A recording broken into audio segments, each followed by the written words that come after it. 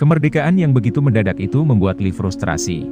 Air mata Lee bercucuran dalam konferensi pers pada 9 Agustus itu, saat mengumumkan perpisahan Singapura. Tahukah kalian, 9 Agustus kemarin adalah hari kemerdekaan negara Singapura. Singapura adalah satu-satunya negara, dengan kemerdekaan dan pembentukan negaranya karena dorongan bangsa lain, bukan keinginan bangsanya sendiri.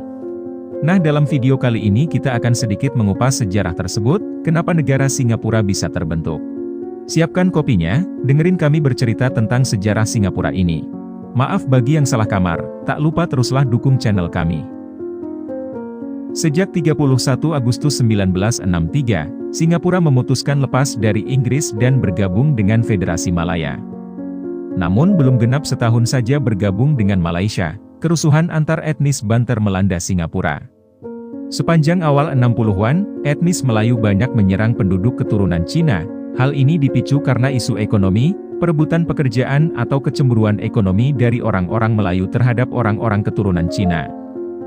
Orang-orang Melayu yang merasa paling pribumi dan mayoritas justru serasa terdiskriminasi.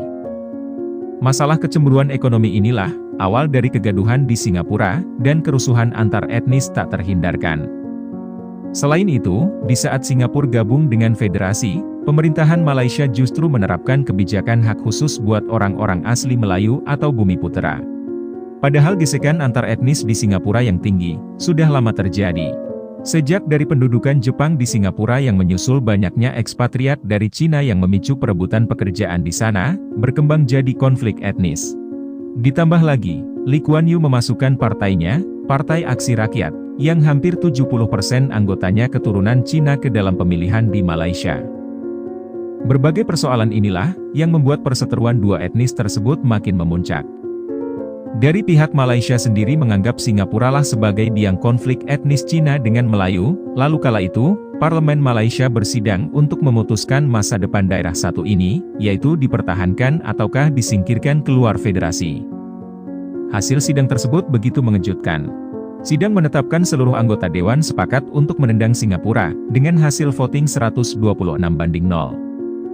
Tidak ada pilihan bagi negeri kecil di ujungnya semenanjung Malaya ini, selain memulai hidup mandiri. Tepatnya pada 9 Agustus 1965, akhirnya Singapura secara resmi berdaulat dan merupakan satu-satunya negara yang merdeka bukan atas keinginan sendiri.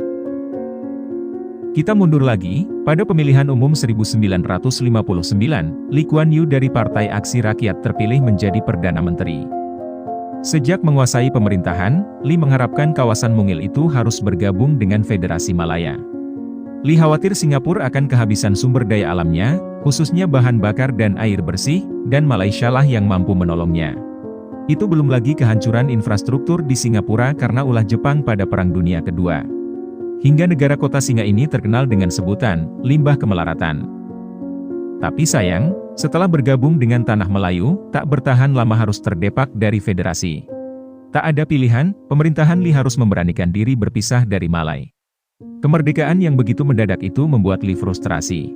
Air mata Lee bercucuran dalam konferensi pers pada 9 Agustus itu, saat mengumumkan perpisahan Singapura.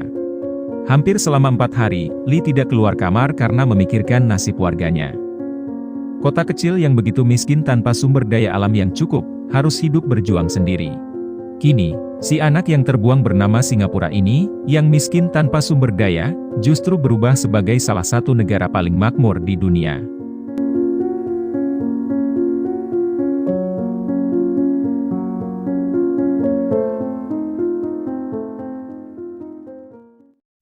Selepas keluarnya dari Malaysia, Singapura mulai muncul sebagai kuasa perdagangan dunia. Banyak fasilitas dan kemajuan dicapai semasa pemerintahan Lee Kuan Yew. Di balik kesuksesan negara yang dulu dikenal dengan tumasik ini, tak lepas dari tangan dingin bahkan tangan besi pemerintahan Lee. Meskipun Lee dianggap sebagai seorang otoriter yang condong kepada kaum elit. Lee sendiri memang mengakui bahwa ia lebih suka ditakuti daripada disayangi rakyatnya. Lee tak menunggu datangnya keajaiban atau keberuntungan. Ia mengajak rakyatnya untuk kerja keras dan memimpin negerinya dengan cara yang keras. Because nobody, no group of men have got the will, have got the capacity to do more for this country. Nah, mungkin sekian dulu untuk video kali ini. Terima kasih atas kunjungannya, tak lupa teruslah dukung channel kami agar semakin berkembang. Dan seperti biasa sampai jumpa kembali.